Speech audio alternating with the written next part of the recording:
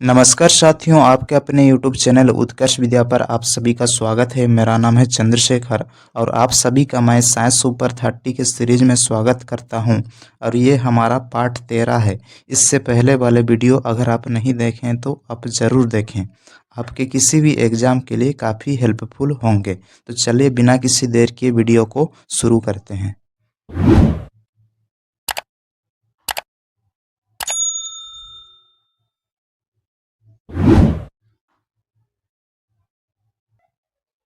तो देखिए दोस्तों, फर्स्ट क्वेश्चन हमारे स्क्रीन पे आ चुका है। क्या बोल रहा है देखते हैं। साधारण बैरोमीटर में कौन सा द्रव का प्रयोग होता है, क्वेश्चन मार्क। तो यहाँ पर आप लोग देख पा रहे हैं ये क्या है, ये एक बैरोमीटर है। और इस बैरो में किसका द्रव यानी कि कौन सा द्रव यूज होता है। तो इसमें ऑप्शन है देखिए, पारा, जल, एल्यूमिनियम, उपयुक्त सभी। तो इस बैरोमीटर में यूज होने वाला जो द्रव है उसका नाम है पारा। तो इसका राइट आंसर हो जाएगा ऑप्शन नंबर ए। अगर हम लोग बात करें बैरोमीटर के बारे में, तो बैरोमीटर होता क्या है। तो बैरोमीटर से हम लोग क्या करते हैं, बैरोमीटर से हम लोग वायुमंडलीय दबाव को मापते हैं। वायुमंडलीय दबाव, वायुमंडल वायुमंडल के जो दबाव होते हैं ना, उसको मापा जाता है इस बैरोमीटर से। और इस बैरोमीटर से ही हमें मौसम की जानकारी प्राप्त होती है, जैसे कि आंधी तूफान, कब बारिश होने वाली है। इन सारी चीज़ों का पता हमें बैरोमीटर से ही पता चलता है। तो अगर हम लोग बात करें पारा के बारे में, पारा तो है एक धातु। पारा क्या है, पारा है तो एक धातु, लेकिन ये कमरे के तापमान पर द्रव अवस्था में पाया जाता है। तो इसमें क्या पूछा है, तो द्रव किसका द्रव यूज होता है, तो पारा। तो पारा आप लोग बोलेंगे ये तो धातु है, तो इसका द्रव कैसे बनेगा। तो ये कमरे के तापमान पर द्रव अवस्था में पाया जाता है। अगर हम लोग बात करें जल के बारे में, तो जल का जो रासायनिक सूत्र होता है H2O होता है। और एल्यूमिनियम का सिंबल है Al। और पारा का होता है Hg। तो बढ़ते हैं नेक्स्ट क्वेश्चन की ओर। नेक्स्ट क्वेश्चन है हमारा, रक्तदाब नापने का यंत्र का नाम क्या है। रक्तदाब यानी कि इसको क्या बोला जाता है, इसको ब्लड प्रेशर बोला जाता है। और ब्लड प्रेशर को नापने का यंत्र ये है, फोटो में आप लोग देख सकते हैं। तो उसका नाम आपको बताना है। तो ऑप्शन है देखिए, टेकोमीटर, बैरोमीटर, स्फिग्नोमेनोमीटर या एक्टोमीटर। तो जो ब्लड प्रेशर नापने वाला यंत्र है उसका नाम है स्फिग्नोमेनोमीटर। तो इसका राइट आंसर हो जाएगा ऑप्शन नंबर सी, इसका राइट आंसर हो जाएगा। अगर हम लोग बात करें टेकोमीटर के बारे में, तो टेकोमीटर से आरपीएम मेजर किया जाता है। और बैरोमीटर के बारे में तो अभी अभी बताया था, इससे क्या किया जाता है, वायुमंडलीय दबाव मापा जाता है। वायुमंडल के जो दबाव होते हैं उसको मापा जाता है। तो बढ़ते हैं नेक्स्ट क्वेश्चन की ओर। नेक्स्ट क्वेश्चन है हमारा, प्रेशर कुकर में खाना शीघ्रता से बन जाती है क्योंकि। तो किस लिए खाना जल्दी से पक जाता है, उस चीज़ को आपको बताना है। तो ऑप्शन है देखिए, भाप का अपव्यय भी होता है। ऑप्शन नंबर बी है, बढ़ा हुआ दाब क्वथनक को बढ़ा देता है। ऑप्शन नंबर सी है, भाप खाने को शीघ्रता से पका देता है। ऑप्शन नंबर डी है हमारा, जल निम्नतर तापमान पर खोल जाता है। तो इसका राइट आंसर हो जाएगा ऑप्शन नंबर बी, इसका राइट आंसर हो जाएगा। क्योंकि बढ़ा हुआ जो दाब होता है वह क्या कर देता है, क्वथनक को बढ़ा देता है और हमारा खाना शीघ्रता से पक जाती है। तो बढ़ते हैं नेक्स्ट क्वेश्चन की ओर। नेक्स्ट क्वेश्चन है हमारा, सेल्सियस और फ़ारेनहाइट थर्मामीटर में दोनों के ताप का परीक्षण समान होता है, वह है। तो आपको बताना है सेल्सियस और फ़ारेनहाइट दोनों का जो मान होता है वह सेम होता है। तो वह परीक्षण क्या है। तो ऑप्शन है देखिए, 40 degree, -40 degree. Option number C है 32 डिग्री और ऑप्शन नंबर डी है 37 डिग्री। तो ऑप्शन नंबर बी जो है इस क्वेश्चन का राइट आंसर हो जाएगा। क्योंकि -40 डिग्री जो होता है ना, ये क्या होता है, ये फ़ारेनहाइट और सेल्सियस में दोनों का मान समान होता है। इसलिए इसका राइट आंसर हो जाएगा -40 डिग्री सेल्सियस। तो बढ़ते हैं नेक्स्ट क्वेश्चन की ओर। नेक्स्ट क्वेश्चन है हमारा, कार के पीछे आने वाले यातायात को देखने के लिए निम्नलिखित प्रकार के दर्पण में से किसका उपयोग होता है। तो आप लोग देखे होंगे, गाड़ी यानी कि 4 चक्का हो या बाइक हो, आईना लगा रहता है, दर्पण लगा रहता है जो पीछे का दृश्य देखने के लिए रहता है। तो उसमें कौन सा दर्पण यूज होता है, कौन सा मिरर का यूज होता है। तो ऑप्शन है देखिए, उत्तल लेंस, उत्तल दर्पण, अवतल लेंस, अवतल दर्पण। तो गाड़ियों में जो पीछे का दृश्य देखने के लिए उत्तल दर्पण का यूज होता है। तो इसका राइट आंसर हो जाएगा ऑप्शन नंबर बी, इसका राइट आंसर हो जाएगा। अगर हम लोग बात करें अवतल दर्पण के बारे में, तो अवतल दर्पण का यूज होता है गाड़ी के जो हेडलाइट होते हैं, गाड़ी के जो हेडलाइट होते हैं ना, उसी में इसका यूज होता है। हेडलाइट में यूज होता है, और ये सोलर कुकर में भी इसका यूज होता है। कहाँ पर होता है? सोलर कुकर में भी अवतल दर्पण का यूज होता है। तो बढ़ते हैं नेक्स्ट क्वेश्चन की ओर। नेक्स्ट क्वेश्चन है हमारा, निम्न में से विद्युत का सुचालक आधातु कौन सा है? तो आपको बताना है ऐसा कौन सा आधातु है जो विद्युत का सुचालक है। तो यहाँ पर आप लोग देख पा रहे हैं, आप लोग देख के पता लगाएं। यहाँ पर ऑप्शन मैं पढ़ता हूँ, फ्लोरीन, ग्रेफाइट, सोना, लिथियम। तो आधातु जो है वह कौन सा है जो मतलब क्या बोलेंगे उसको, विद्युत का सुचालक है, और वह है ग्रेफाइट। तो इसका राइट आंसर हो जाएगा ऑप्शन नंबर बी। मतलब ग्रेफाइट जो है ना वह एक आधातु है, लेकिन फिर भी वह विद्युत का सुचालक है, यानी कि उसमें करंट दौड़ सकता है। और इस ग्रेफाइट का हम लोग यूज करते हैं पेंसिल के लेड में, और इसका यूज होता है जो बैटरी देखे हैं ना, छोटे छोटे बैटरी आते हैं, उसमें भी इसका यूज होता है। तो बढ़ते हैं नेक्स्ट क्वेश्चन की ओर। तो नेक्स्ट क्वेश्चन है हमारा, सर्वाधिक प्रोटीन की मात्रा किसने पाई जाती है? सॉरी, इसमें किसने नहीं होना चाहिए, इसमें किसमें होना चाहिए। इसमें क्या होना चाहिए? किसमें। सर्वाधिक प्रोटीन की मात्रा किसमें पाई जाती है? तो ऑप्शन है देखिए, मटर, चना, सोयाबीन, गेहूं। किसमें पाया जाता है आप लोग बताएं। तो सर्वाधिक प्रोटीन की जो मात्रा होती है वह सोयाबीन में पाया जाता है। तो इसका राइट आंसर हो जाएगा ऑप्शन नंबर सी, इसका राइट आंसर हो जाएगा। आप लोग यहाँ पर देख पा रहे हैं ये क्या है, ये सोयाबीन का बीज है। और कितना प्रतिशत पाया जाता है? 42% सिर्फ और सिर्फ सोयाबीन में ही पाया जाता है। तो बढ़ते हैं नेक्स्ट क्वेश्चन की ओर। नेक्स्ट क्वेश्चन है हमारा, हवाई जहाज में पाए जाने वाले ब्लैक बॉक्स का रंग कैसे होता है? आप लोग यहाँ पर देख पा रहे हैं क्या है, ये एक हवाई जहाज है, और इसमें जो एक ब्लैक बॉक्स होता है उसका रंग कैसे होता है आपको बताना है। तो ऑप्शन है लाल, नारंगी, नीला, काला। तो इसमें जो ब्लैक बॉक्स जो होता है ना वह ब्लैक नहीं होता है, इसका जो रंग होता है ना ये नारंगी होता है। तो इसका राइट आंसर हो जाएगा ऑप्शन नंबर बी। तो बढ़ते हैं नेक्स्ट क्वेश्चन की ओर।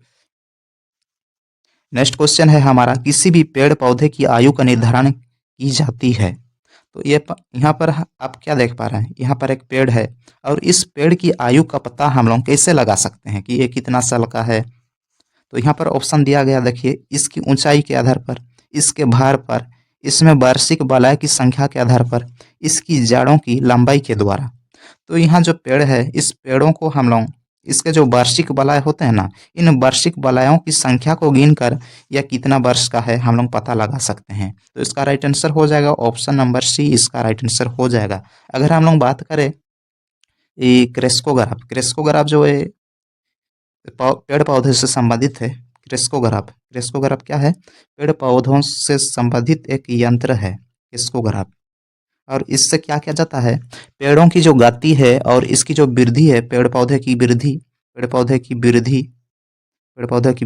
और गति को नापता है ये क्रेस्कोग्राफ। लेकिन इसका आविष्कार आपको पूछ देता है, क्रेस्कोग्राफ का आविष्कार किसने किया था? तो किसने किया था क्रेस्कोग्राफ का आविष्कार? तो जगदीश चंद्र बासु ने किया था। जगदीश चंद्र बासु या बोस, जगदीश चंद्र बोस। तो बढ़ते हैं नेक्स्ट क्वेश्चन की ओर। नेक्स्ट क्वेश्चन है हमारा, ब्लैक होल के सिद्धांत को प्रतिपादित किया था।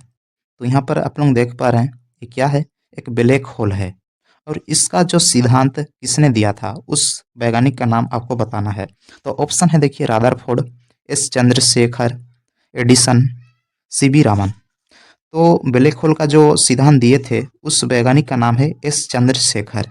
उस वैज्ञानिक का क्या नाम है? एस चंद्रशेखर नाम है। तो इसका राइट आंसर हो जाएगा क्या? ऑप्शन नंबर बी, इसका राइट आंसर हो जाएगा। इन्होंने ही ब्लैक होल का सिद्धांत दिया था। अगर हम लोग बात करें एडिसन के बारे में, तो एडिसन ने सर्वप्रथम बल्ब का आविष्कार किया था। एडिसन ने क्या किया था? बल्ब का आविष्कार किए थे। और सीवी रामन ने प्रकाश के जो परिकिरणन है उसके बारे में बताया था। प्रकाश का जो परिकिरणन होता है ना उसके बारे में बताया था। और रादरफोर्ड ने किसकी खोज करी थी? रादरफोर्ड ने प्रोटॉन की खोज किया था। रादरफोर्ड ने किसका खोज किया था? प्रोटॉन। रादरफोर्ड ने प्रोटॉन की खोज किया था रादरफोर्ड ने। तो बढ़ते हैं नेक्स्ट क्वेश्चन की ओर। नेक्स्ट क्वेश्चन है हमारा, किसकी कमी से घेंगा रोग हो जाता है? तो आपको बताना है यहाँ पर ऑप्शन है देखिए कैल्शियम, नाइट्रोजन, आयोडीन, फॉस्फोरस। तो किसकी कमी से घेंगा रोग हो जाता है? ये होता है आयोडीन की कमी से। ये किसके कारण होता है? आयोडीन की कमी से। तो इसका राइट आंसर हो जाएगा ऑप्शन नंबर बी। और नेक्स्ट क्वेश्चन है हमारा, पेशी थकान के लिए निम्नलिखित में से कौन उत्तरदायी है? तो हमारे अंदर, हमारे शरीर में जो पेशियां होती है, मांसपेशियां होती है, कभी कभी थक जाती है, दौड़ लगाते हैं या बहुत ज़्यादा काम करते हैं, तो वह किसके कारण दर्द दर्द होता है, यानी कि थकान महसूस होता है? तो ऑप्शन है देखिए पैरुविक अम्ल, यूरिक अम्ल, बेंजोइक अम्ल, लैक्टिक अम्ल। तो हमारा जो मांसपेशी है ना, उसमें एक थकाव महसूस होता है, यानी कि थकान लगता है और दर्द सा महसूस होता है, तो वह होता है लैक्टिक अम्ल के कारण होता है। तो इसका राइट आंसर हो जाएगा ऑप्शन नंबर डी, लैक्टिक अम्ल। तो बढ़ते हैं नेक्स्ट क्वेश्चन की ओर। नेक्स्ट क्वेश्चन है हमारा, पेसमेकर निम्न में से किस नाम से भी जाना जाता है? तो आपको बताना है। ऑप्शन है देखिए AB nodes, S A nodes, His की पोटली, कोर्दे, टेंडाइनल। तो पेसमेकर को हम लोग एस ए नोड्स के नाम से भी जानते हैं। पेसमेकर को किस नाम से जानते हैं? एस ए नोड्स के नाम से भी जानते हैं। तो इसका राइट आंसर हो जाएगा option number B. Next question है, मानव शरीर में सबसे मजबूत मांसपेशियां कहाँ होती है? तो आपको बताना है, जो मानव शरीर है, इस पूरे मानव शरीर में सबसे जो मजबूत है, वह मांसपेशियां कहाँ पाई जाती है? पैर में, कहाँ पर? मुंडी में या हाथ में, या कहाँ पर पाया जाता है? तो ऑप्शन है देखिए जांघ में, जबड़े में, गर्दन में, हाथों में। तो मानव शरीर में जो सबसे मजबूत मांसपेशियां जो होती है, वह होता है हमारे जबड़े में। कहाँ पर होता है? हमारे जबड़े में होता है। तो इसका राइट आंसर हो जाएगा ऑप्शन नंबर बी, इसका राइट आंसर हो जाएगा। और यहाँ पर आप लोग देख पा रहे हैं, ये क्या है? हमारा जबड़ा है। तो बढ़ते हैं नेक्स्ट क्वेश्चन की ओर। नेक्स्ट क्वेश्चन है, मानव कलाई में नाड़ी स्पंदन करती है। तो आपको बताना है, मानव कलाई में नाड़ी स्पंदन करती है। तो ऑप्शन है देखिए हृदय से मंदतर, हृदय से द्रुततर, उसी दर पर जिस पर हृदय करता है, हृदय से स्वतंत्र होकर। मानव कलाई क्या होता है? यहाँ पर आप लोग देख पा रहे हैं, ये क्या कर रहा है? पकड़ रहा है मानव कलाई की जो नाड़ी को। आप लोगों को कभी देखे होंगे, जब आप बुखार में पड़ जाते हैं, आपको कोई बीमार हो जाती है, तो डॉक्टर आता है और आपके जो हाथ है, वो हाथ को पकड़ने का प्रयास करता है और उस नाड़ी को स्पर्श करता है, यानी कि उसका जो ये क्या बोलते हैं, धड़कन है, क्या बोलते हैं, ये हृदय से जुड़ा हुआ रहता है। हृदय जितना धड़कता है ना, वो भी उतना ही धड़कता है। तो उसीलिए आपको डॉक्टर आपके हाथ को पकड़ते हैं। तो इसका राइट आंसर हो जाएगा ऑप्शन नंबर सी, इसका राइट आंसर हो जाएगा। क्योंकि जो मानव की जो कलाई की नाड़ी है ना, वह हृदय हृदय जिस दर पर गति करता है ना, उसी दर पर ही वह भी गति करता है। तो इसका राइट आंसर हो जाएगा ऑप्शन नंबर सी। तो बढ़ते हैं नेक्स्ट क्वेश्चन की ओर। नेक्स्ट क्वेश्चन है, कृत्रिम वर्षा हेतु प्रयुक्त पदार्थ का नाम है। तो आप लोग देखे होंगे कहीं फिल्मों में या कहीं भी, उसमें बारिश नहीं होता है, लेकिन हमें बारिश दिखाया जाता है। तो ये किसके कारण होता है? तो ये कृत्रिम वर्षा होती है। ये कैसी वर्षा होती है? कृत्रिम वर्षा होती है। ये प्राकृतिक रूप से वर्षा उसमें नहीं हुआ है, लेकिन वहाँ पर वो लोग, मतलब उसमें बारिश दिखाने के लिए वो लोग कृत्रिम वर्षा कराते हैं। तो वह जो कृत्रिम वर्षा में प्रयुक्त होने वाले पदार्थ है, उसका नाम आपको बताना है। तो ऑप्शन है देखिए ammonia nitrate, silver bromide, silver iodide, उपयुक्त सभी। तो कृत्रिम वर्षा में यूज होने वाला पदार्थ का नाम है सिल्वर आयोडाइड। क्या नाम है? सिल्वर आयोडाइड इसका नाम है। तो इसका राइट आंसर हो जाएगा ऑप्शन नंबर बी। अगर हम लोग बात करें सिल्वर ब्रोमाइड के बारे में, तो ये फोटोग्राफी में इसका यूज होता है। किसका यूज होता है? सिल्वर ब्रोमाइड का यूज होता है फोटोग्राफी में। इसका यूज होता है फोटो फोटोग्राफी फोटोग्राफी में सिल्वर ब्रोमाइड का यूज होता है, और सिल्वर आयोडाइड का यूज होता है कृत्रिम वर्षा के लिए। तो बढ़ते हैं नेक्स्ट क्वेश्चन की ओर। नेक्स्ट क्वेश्चन है हमारा, नदी या समुद्र जल के प्रदूषण के निर्धारण के लिए किसकी घुली हुई मात्रा मापी जाती है? तो यहाँ पर आप लोग देख पा रहे हैं, ये समुद्र के जल हैं, और इसकी जो शुद्धता अगर हम लोगों को जानना है, ये शुद्ध है या प्रदूषण के प्रभाव में है, ये शुद्ध है या प्रदूषण के प्रभाव में है, तो इसको जानने के लिए इस पानी में किसकी घुली हुई मात्रा को मापा जाता है? तो इसमें देखिए ऑप्शन है nitrogen, chlorine, oxygen, carbon monoxide. तो किसी भी जल या पानी को वो शुद्ध है या नहीं है उसको जानने के लिए हम लोग उसमें घुली हुई ऑक्सीजन की मात्रा को मापते हैं। अगर जितना ज़्यादा ऑक्सीजन उसमें घुला हुआ रहेगा ना वह पानी उतना ही शुद्ध होगा। तो इसका राइट आंसर हो जाएगा ऑप्शन नंबर सी, इसका राइट आंसर हो जाएगा। क्योंकि कोई भी समुद्र जल हो या नदी के जल हो उसमें जितना ज़्यादा ऑक्सीजन की मात्रा घुली हुई रहेगी ना तो वह उतना ही ज़्यादा स्वस्थ एवं शुद्ध होगा वह पानी। तो बढ़ते हैं नेक्स्ट क्वेश्चन की ओर। नेक्स्ट क्वेश्चन है हमारा, जल का वाष्प में परिवर्तन कहलाता है। तो आपको बताना है जब जल वाष्प में परिवर्तन हो जाता है तो उसे कौन सा परिवर्तन कहते हैं? भौतिक परिवर्तन या रासायनिक परिवर्तन या प्राकृतिक परिवर्तन या जैविक परिवर्तन? तो आपको बताना है जब कोई जल किस में बदल जाता है? गैस में बदल जाता है यानी कि वाष्प में बदल जाता है तो उस परिवर्तन को क्या कहेंगे हम लोग?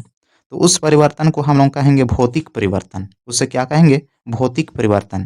क्योंकि भौतिक परिवर्तन उसे कहते हैं जो एक बार परिवर्तन होने के बाद वापस अपनी मूल अवस्था में लौट पाए उसे ही भौतिक परिवर्तन कहते हैं।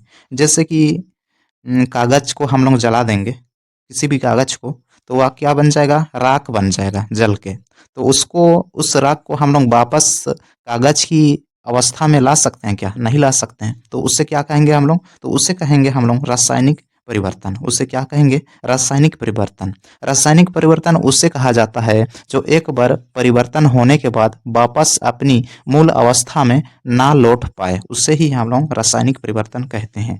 तो बढ़ते हैं नेक्स्ट क्वेश्चन की ओर। नेक्स्ट क्वेश्चन है हमारा, किसी भी परमाणु के लिए प्लम-पुडिंग मॉडल किसके द्वारा प्रस्तुत किया गया था? तो आपको बताना है किसी भी परमाणु के लिए एक मॉडल प्रस्तुत किया गया था, उसका नाम है प्लम-पुडिंग मॉडल। तो यह किसके द्वारा प्रस्तुत किया गया था? यानी कि इसका जो ये सिद्धांत किसने तैयार किया था? तो इसमें देखिए ऑप्शन है Robert Boyle, Antoine Lavoisier, Rutherford, J Thompson.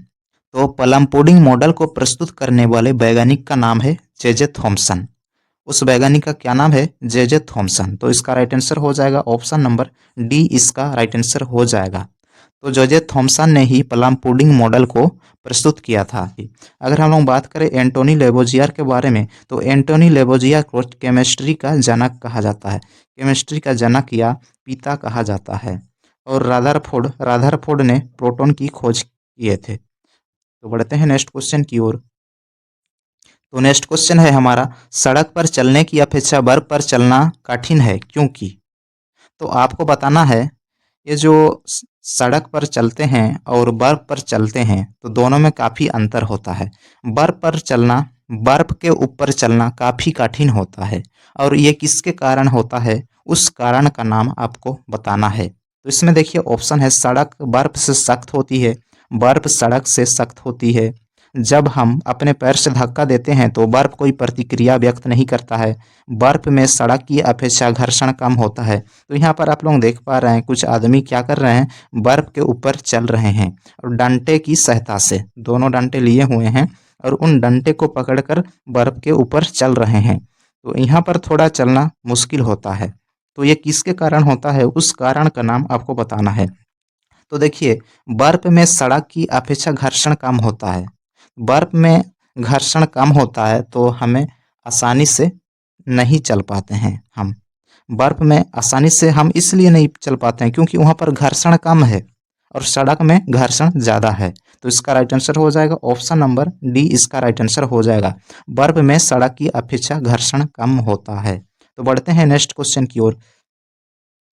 हमारा नेक्स्ट क्वेश्चन है, एक सॉरी एक नाभिकीय रिएक्टर में भारी जल का क्या कार्य होता है? तो यहाँ पर आप लोग देख पा रहे हैं ये क्या है, एक नाभिकीय रिएक्टर है और इसमें भारी जल का यूज होता है। तो इस भारी जल का क्या काम है उस काम को आपको बताना है। तो ऑप्शन है देखिए, न्यूट्रॉन की गति को बढ़ाना, न्यूट्रॉन की गति को कम करना, रिएक्टर को ठंडा करना, नाभिकीय क्रिया को रोकना। तो नाभिकीय रिएक्टर में भारी जल का जो काम होता है वह क्या होता है, न्यूट्रॉन की गति को धीमा करना या कम करना। तो इसका राइट आंसर हो जाएगा ऑप्शन नंबर बी, इसका राइट आंसर हो जाएगा। और इसी को मंदक भी कहा जाता है। इसको क्या कहा जाता है, मंदक भी कहा जाता है। इसको क्या कहा जाता है अरे दोस्त, इसको मंदक कहा जाता है। और मंदक के रूप में ग्रेफाइट का भी यूज होता है, ग्रेफाइट का भी यूज होता है और भारी जल का भी यूज होता है। एक तो होता है ग्रेफाइट, ग्रेफाइट का भी यूज होता है और एक तो भारी जल का भी यूज होता है। दोनों का काम है न्यूट्रॉन की गति को कम करना। तो बढ़ते हैं नेक्स्ट क्वेश्चन की ओर। नेक्स्ट क्वेश्चन है हमारा, हाइड्रोजन के एक परमाणु में न्यूट्रॉन की संख्या होती है। तो आपको बताना है जो हाइड्रोजन के एक परमाणु में न्यूट्रॉन होते हैं। तो इसमें ऑप्शन है देखिए 1, 0, 3, 2। तो हाइड्रोजन के एक परमाणु में न्यूट्रॉन की संख्या कितनी होती है, तो वह 0 होती है। तो इसका राइट आंसर हो जाएगा ऑप्शन नंबर बी, इसका राइट आंसर हो जाएगा। अगर हम लोग बात करें हाइड्रोजन के बारे में, तो हाइड्रोजन का सिंबल होता है H और इसका परमाणु संख्या होता है 1। इसका परमाणु संख्या कितना होता है, 1 होता है। और ये सबसे हल्की गैस है। ये क्या है, ये सबसे हल्की गैस है। अगर हम लोग बात करें दो किसमें होता है, तो दो होता है ट्रिटियम में। दो जो होता है न्यूट्रॉन की संख्या, तो वह होता है हाइड्रोजन के ट्रिटियम में होता है। किसमें होता है, ट्रिटियम में होता है। और एक जो होता है वह होता है ड्यूटेरियम में होता है। वह किसमें होता है, ड्यूटेरियम में होता है एक। तो बढ़ते हैं नेक्स्ट क्वेश्चन की ओर। नेक्स्ट क्वेश्चन है, ऊष्माशोषी अभिक्रिया क्या होती है। तो आपको बताना है जो ऊष्माशोषी अभिक्रिया जो होती है उसमें क्या होती है, यानी कि उसमें क्या क्या चीजें होती है उसको बताना है। तो ऑप्शन है देखिए, वह अभिक्रिया जिसमें ऊष्मा निष्कासित होती है, वह अभिक्रिया जिसमें ऊष्मा अवशोषित होती है, वह अभिक्रिया जिसमें ना तो ऊष्मा निष्कासित और ना ही अवशोषित होती, इनमें से कोई नहीं। तो ऊष्माशोषी अभिक्रिया जो है इसमें क्या होता है, ऊष्मा का अवशोषित होती है। ये इसमें क्या होता है, ऊष्मा का अवशोषित होता है। तो इसका राइट आंसर हो जाएगा ऑप्शन नंबर बी, इसका राइट आंसर हो जाएगा। तो बढ़ते हैं नेक्स्ट क्वेश्चन की ओर। नेक्स्ट क्वेश्चन है हमारा, जब हाइड्रोजन का हवा में दहन होता है तो प्राप्त होता है। तो आपको बताना है जब हाइड्रोजन का हवा में दहन किया जाए यानी कि जलाया जाए तो कौन सी चीजें प्राप्त होगी। तो ऑप्शन है देखिए, अमोनिया, जल, मीथेन, कार्बनिक अम्ल। तो जब हम हाइड्रोजन को क्या करेंगे, इसको जलाएंगे, तो इसको जलाएंगे तो क्या प्राप्त होगा, तो हमें जल प्राप्त होगा। तो इसका राइट आंसर हो जाएगा ऑप्शन नंबर बी, इसका राइट आंसर हो जाएगा। और जल का रासायनिक सूत्र क्या होता है, जल का जो रासायनिक सूत्र होता है वह होता है H2O होता है, जल का रासायनिक सूत्र। अगर हम लोग बात करें मीथेन के बारे में, तो मीथेन का जो रासायनिक सूत्र होता है CH4 होता है। और अमोनिया का होता है NH3 होता है। तो बढ़ते हैं नेक्स्ट क्वेश्चन की ओर। नेक्स्ट क्वेश्चन है हमारा, वनस्पति तेल को वनस्पति घी में परिवर्तन करने के लिए निम्न में से किस विधि का प्रयोग किया जाता है। तो यहाँ पर आप लोग देख पा रहे हैं बोतल में क्या है, वनस्पति तेल है। तो इसको बनाने के लिए कौन सा विधि का उपयोग किया जाता है। तो इसमें ऑप्शन में है देखिए, हाइड्रोजनीकरण, ऑक्सीकरण, संघनन, क्रिस्टलीकरण। तो वनस्पति तेल को वनस्पति घी में कन्वर्ट करने के लिए हम लोग क्या करेंगे, हाइड्रोजनीकरण विधि का प्रयोग करना पड़ेगा, तभी हम लोग वनस्पति घी प्राप्त कर सकते हैं। तो इसका राइट आंसर हो जाएगा ऑप्शन नंबर ए, इसका राइट आंसर हो जाएगा। तो ठीक है, बढ़ते हैं नेक्स्ट क्वेश्चन की ओर। नेक्स्ट क्वेश्चन है हमारा, इलेक्ट्रॉन ग्रहण करने की अभिक्रिया कहलाती है। तो आपको बताना है जब कोई इलेक्ट्रॉन ग्रहण करता है किसी भी रिएक्शन में या अभिक्रिया में, तो वह कौन सा अभिक्रिया कहलाता है। तो इसमें देखिए ऑप्शन में है ऑक्सीकरण, अपचायन, विकिरण, ऑक्सीकरण तथा अपचायन। तो जब कोई अभिक्रिया में इलेक्ट्रॉन ग्रहण करता है तो उस अभिक्रिया को क्या कहेंगे हम लोग, तो उस अभिक्रिया को कहेंगे अपचायन, अपचायन अभिक्रिया कहेंगे। तो इसका राइट आंसर हो जाएगा ऑप्शन नंबर बी, इसका राइट आंसर हो जाएगा। अगर हम लोग बात करें कोई अभिक्रिया में इलेक्ट्रॉन त्याग रहा है, जब कोई इलेक्ट्रॉन त्यागता है तो उससे कौन सा अभिक्रिया कहेंगे, जब कोई इलेक्ट्रॉन त्यागता है तो उससे ऑक्सीकरण अभिक्रिया कहेंगे। उससे क्या कहेंगे? ऑक्सीकरण अभिक्रिया कहेंगे। उसे कौन सा अभिक्रिया कहेंगे? ऑक्सीकरण अभिक्रिया कहेंगे। जब ऑक्सीकरण और अवकरण जब दोनों होता है उसी अभिक्रिया में साथ साथ, तो उसे रेडॉक्स अभिक्रिया कहेंगे। उसे कौन सा अभिक्रिया कहेंगे? रेडॉक्स अभिक्रिया कहेंगे। तो बढ़ते हैं नेक्स्ट क्वेश्चन की ओर। नेक्स्ट क्वेश्चन है, डॉट डॉट का प्रयोग सिरका बनाने में प्रयोग किया जाता है। तो आपको बताना है इन ऑप्शन में से ऐसा कौन सा एसिड है, अम्ल है, जो हम लोग सिरका बनाने में उसका यूज करते हैं। तो ऑप्शन है देखिए, acetic acid, malic acid, tartaric acid, oxalic acid. तो हम लोग सिरका बनाने के लिए एसिटिक एसिड का यूज करते हैं, तो इसका राइट आंसर हो जाएगा ऑप्शन नंबर ए, इसका राइट आंसर हो जाएगा। अगर हम लोग बात करें टार्टरिक एसिड के बारे में, तो ये इमली में पाया जाता है। ये किस में पाया जाता है? इमली में पाया जाता है। और ऑक्जेलिक एसिड जो है ये हमारा टमाटर में पाया जाता है। ऑक्जेलिक एसिड जो है ये हमारा टमाटर में पाया जाता है। तो बढ़ते हैं नेक्स्ट क्वेश्चन की ओर। देखिए नेक्स्ट क्वेश्चन आ चुका है हमारे स्क्रीन पे। आंतरिक संक्रमण तत्वों की कुल संख्या है। तो आपको बताना है आंतरिक संक्रमण तत्वों की कुल संख्या कितनी है। तो ऑप्शन है देखिए 16, 28, 32, 33। तो आंतरिक संक्रमण तत्वों की कुल संख्या है 28। तो इसका राइट आंसर हो जाएगा ऑप्शन नंबर बी, इसका राइट आंसर हो जाएगा। तो बढ़ते हैं नेक्स्ट क्वेश्चन की ओर। नेक्स्ट क्वेश्चन है देखिए, अक्रिय गैसों का आयनन विभाव होता है। तो आपको बताना है अक्रिय गैस जो होती है उसका आयनन विभाव कैसे होता है। शून्य होता है, निम्न होता है, उच्च होता है, या ऋण आवेशित होता है। तो अक्रिय गैस जो है उसका आयनन विभाव जो होता है ना, वह उच्च होता है। तो इसका राइट आंसर हो जाएगा ऑप्शन नंबर सी, इसका राइट आंसर हो जाएगा। तो बढ़ते हैं नेक्स्ट क्वेश्चन की ओर। देखिए दोस्तों, नेक्स्ट एंड लास्ट क्वेश्चन हमारे स्क्रीन पे आ चुका है। ठोस से सीधे कोई पदार्थ जब गैस अवस्था में बदल जाती है तो उसे कहा जाता है। जब कोई ठोस सीधे द्रव अवस्था में बदले बिना सीधा गैस अवस्था में बदल जाती है तो उससे क्या कहेंगे हम लोग। ऑप्शन है देखिए, बाष्पीकरण, ऊर्ध्वापतन, संघनन, उपरोक्त सभी।